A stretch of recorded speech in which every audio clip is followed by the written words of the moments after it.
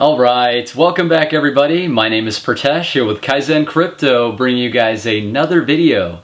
So I hope you guys are all doing well and that you're having a great day. Today is March 12th of 2020. So what we are taking a look at here today in this video, giving you guys some of my thoughts on some recent events happening here with the global economy, the stock market, crypto markets. It's been a bloodbath over the past 24 hours. I don't think I've ever experienced anything like it. So I want to give you guys my thoughts, all of that coming up here in this video here today.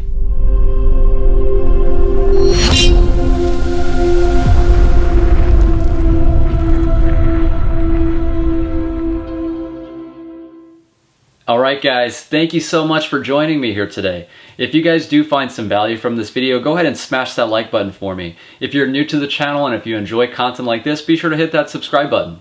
I post content like this as often as I can. I want to keep you guys informed and up to date. Click that notification bell down below so you can get notified when I post a new video.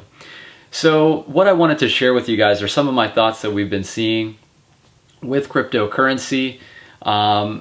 Just recently the market had a huge decline. Bitcoin down about almost 25%. It's pretty crazy to see some of these price movements here. And I wanted to share with you guys how I am handling this situation, what I'm doing personally. Guys, I do want to preface this video by saying that this is not financial advice. I'm just sharing with you guys some of my thoughts. And to get things started here, so Bitcoin's price went down dramatically. As far as long-term positions that I'm holding right now, definitely it's going to be Bitcoin, Ethereum, Cardano, a lot of top altcoin projects, Neo, Dash, VeChain, a lot of cryptocurrencies that have been around and that have established themselves in the market. Recently, something that happened because of the huge price drop, I use a CDP, which is a collateralized debt position on Ethereum. So that recently got liquidated. A huge blow. It's gonna be a devastating thing, but it really goes down to how you handle it. I think that's gonna be the same for a lot of you guys out there, especially for those of you guys who do use leverage. I think that's really what we're looking at here. For leverage plays, anything like that, you're going to have the hardest time dealing with this. Very, very thankful that the position that I was holding was definitely a sizable position, but it was relative to my entire net worth and my allocation to crypto. It's just a small piece. So just something to keep in mind, guys, as far as what I'm doing. That's one thing. If you are using margin, protect yourself, prepare yourself for further downside. We don't really know what's going to happen here with the price. Looking at some of the charts, Bitcoin's logarithmic regression band, we've broken out of that band. We've never done that before throughout Bitcoin's history. So as far as what I'm doing, I'm definitely protecting myself further by providing a little bit more cushion with my margin plays if I'm using margin. And guys, I'm not talking about 20x, 100x margin. I do not do that. That is gambling. I will not do that with this space. I'm talking about margin plays that I've used with proper risk management. Definitely want to practice that. Of course, I didn't really see this move coming, so that's a lesson learned for me. I'm protecting myself going forward.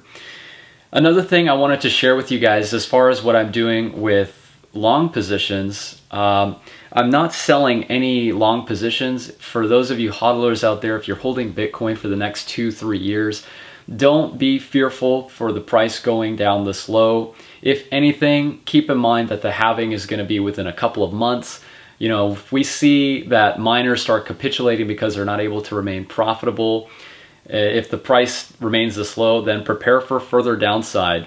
In the case that we do wick up, looking at the weekly close here for Bitcoin, if we're able to get back upon that logarithmic regression band, we'll see that. I think that might be a healthy thing, if we're able to open up a lot of liquidity with that big drop and then just continue to move higher into the halving. But keep in mind with all the things that are happening with a geopolitical view, with the Mexican beer crisis and all this craziness happening. The U.S. just recently restricted travel to Europe. So many companies who are affected by this, many businesses, many individuals that are going to be affected by this. You know, it's a global thing that's happening right now. I feel like the US stock market is also taking a dive. For people who do own stocks, you know, right now is probably not the best time to be selling, but you know, that's what people are doing right now out of fear. So keep that in mind as well. That's the second point here I wanted to make. Control your emotions.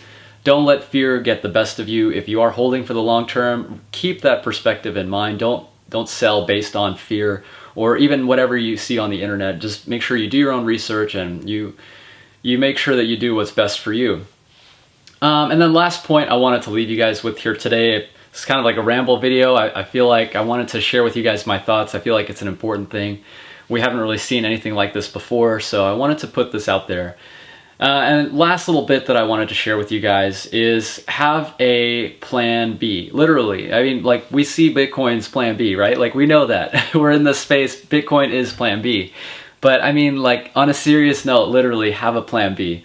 Mainly it's just because there's so much uncertainty right now. You know, whether or not you're an investor in crypto, in the stock market, if you have real estate, it doesn't matter. Have a way to cover yourself and your family for however long you think you might need to, whether that's 1 month, 2 months, 6 months, it doesn't matter. Have a backup plan. And what I mean by that is it might not be a bad idea to start looking at just having some basic supplies on hand, right? Whether that's food, you know, we've seen all these crazy things in the news. People are stocking up on toilet paper. Who knows what's going to happen? So just be ready. And as far as your finances go, it might not be a bad idea to maybe keep some cash on hand. And I'm not telling you guys what to do.